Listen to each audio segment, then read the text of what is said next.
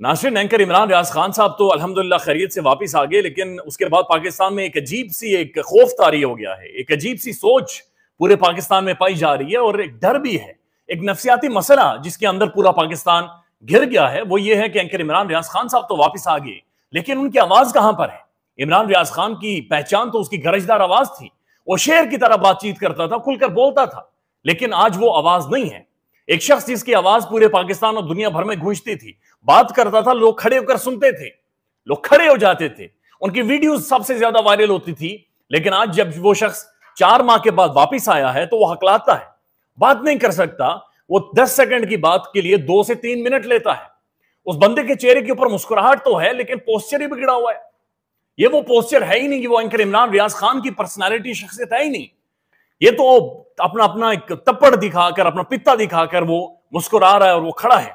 जो भी उनसे मिलकर आते हैं वो कहते हैं हड्डियों का पिंजरा बन चुका है और एंकर इमरान रियाज खान बोल नहीं सकता। ये एक अलार्मिंग है, ये खौफनाक बात है, ये खौफनाक सवाल है जो पाकिस्तान भर में और पाकिस्तान के अंदर दुनिया भर में इस वक्त पूछा जा रहा है कि एंकर इमरान रियाज खान की आवाज किधर गई? ये कौन है जिसने इमरान रियाज खान की आवाज छीनी है? ये कौन है जिसने इस आवाज के ऊपर एक टारगेटेड ऑपरेशन ऐसा महसूस हो रहा है कि बाकायदा से किया गया है? एंकर इमरान रियाज खान साहब मुख्तलिफ तकारीर में ये कह चुके हैं कि मुझे ये कहा गया था, पैगाम भेजा गया था कि इस दफा अगर तुम्हें पकड़ेंगे तो तुम्हारी जुबान जाया कर देंगे। तो जुबान तो जाया नहीं हुई, लेकिन एंकर इमरान रियाज खान साहब बोल नहीं पा रहे। एंकर इमरान रियाज खान साहब की गुज़श्ता दिन भी कुछ साथियों से मुलाकात हुई है। मंसूर अली खान उनमें से एक है, एक शदीद नाक़िद है। यानी ये एक किसी भी एक नुक्ते के ऊपर कभी भी इन्होंने एक नुक्ते पर खड़े होकर बातचीत नहीं की। एक दूसरे के शदीद मुखालिफ, मद्दे मुकाबिल, एक सियासी नजरियाती इख्तिलाफ, पॉलिटिकल कमेंट्री में इख्तिलाफ, साफ्ती सोच समझ में इख्तिलाफ। लेकिन मंसूर अली खान जो बदतरीन मुखालिफ उनके, वो भी मिलकर आते हैं तो उनके वीलॉग का जो आखिरी हिस्सा है, आखिरी 1 मिनट है, उस 1 मिनट को सुने तो आपका दिल दहल जाएगा। वो कहते हैं कि इमरान रियाज खान को मैं देख रहा था तो मुझे महसूस हुआ कि ये इमरान रियाज खान नहीं खड़ा, ये आज इमरान रियाज खान खड़ा है जिसे हड्डियों का पिंजरा बना दिया गया है, जिसकी आवाज छीन ली गई है, जिसका बोलना जबरदस्ती बंद कर दिया गया है। ये कल को मंसूर अली खान साहब कहते हैं कि मैं हूंगा, फिर मैं हूंगा और फिर आप होंगे। यानी कि हम सब होंगे, हम सब एक लाइन में खड़े हैं, हम सब की जुबानें खींची जाएंगी, हम सब की जुबानें बंद की जाएंगी। और ये पैगाम है कि हम सबको भी इसी तरह से 4 माह में उठाकर एक बढ़ापे में ले जाया जाएगा।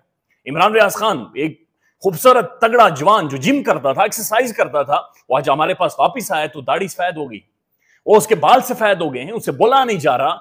उनकी गर्दन अगर आप देखें तो बिल्कुल पतली और जिसामत और पोस्चर ही बदल कर रह गया है।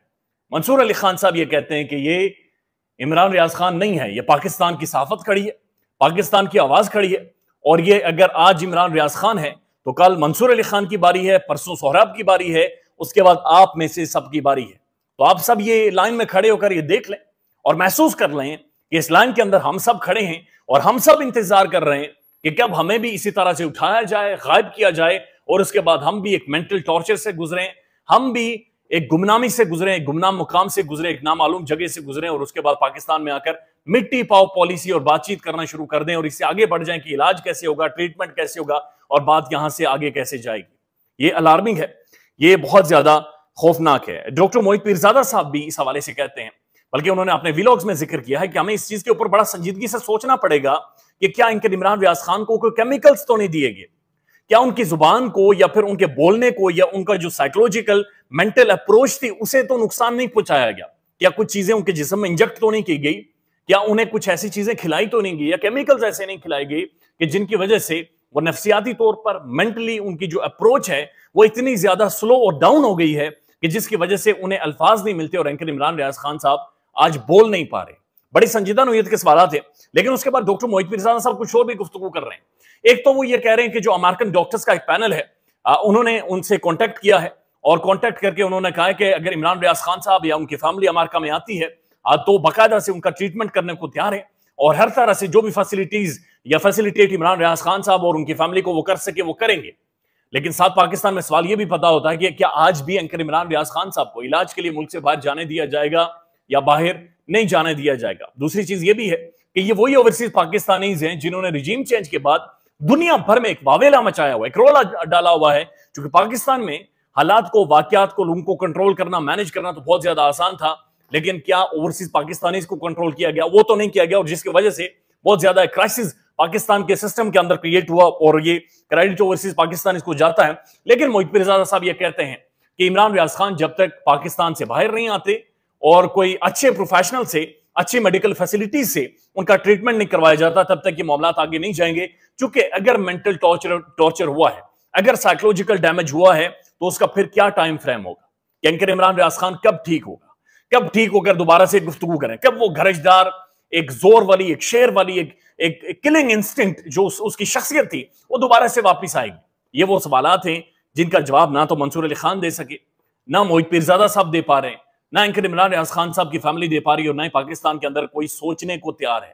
چونکہ جب سوچتے ہیں تو آپ کو سوچنا بھی مشکل ہو جاتا ہے کہ ان کے ساتھ کیا گزری ہے اور کیا ہوا ہے.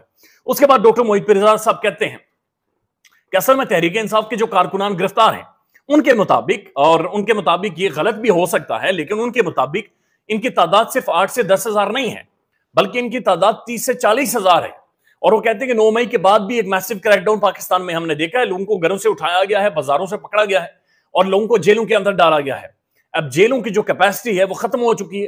کیپیسٹی سے زیادہ تحریک انصاف کے جو کارکن ہیں وہ جیلوں کے اندر موجود ہیں, اور اس کے بعد بھی وہ کہتے ہیں کہ جناب یہ پڑھے لکھے نوجوان تھے, سوفسٹیکیٹڈ لوگ تھے, اچھے گھروں میں, اچھے معاشرے میں رہنے والے لوگ تھے, لہٰذا وہ قیدی مجرم تو نہیں تھے, انہوں نے جیل اس سے پہلے دیکھی نہیں تھی. لیکن اب وہ جب جیل کے اندر بند ہیں تو ایک ایک سوراخ, جسے آپ واش روم کہہ سکتے ہیں, جہاں پر آپ ریلیکس ہونے کے لیے جاتے ہیں, واش روم کے بجائے وہاں پر ایک کھڈا بنا ہوا ہے, اور اس ایک ایک کھڈے کے اوپر تقریباً ایک سوراخ کے اوپر تقریباً 300 سے 400 بندہ جب جا کر وہاں پر واش روم یوز کرتا ہے تو اس کے اوپر جو گند ہے, اس کے اوپر جو مکھیاں ہیں, اس کے اوپر جو ایک اس کی اپنی ایک سمیل ہے, اس کی وجہ سے ایک نفسیاتی ٹراما پاکستان کے اندر ڈیولپ ہو گیا ہے. اور تحریک انصاف کی خواتین کو, مردوں کو, تحریک انصاف کے بے شمار لوگوں کو اصل میں ایک ٹارگیٹڈ سائیکولوجیکل ڈیمیج ہوا ہے یا سائیکولوجیکل ڈیمیج کیا جا رہا ہے.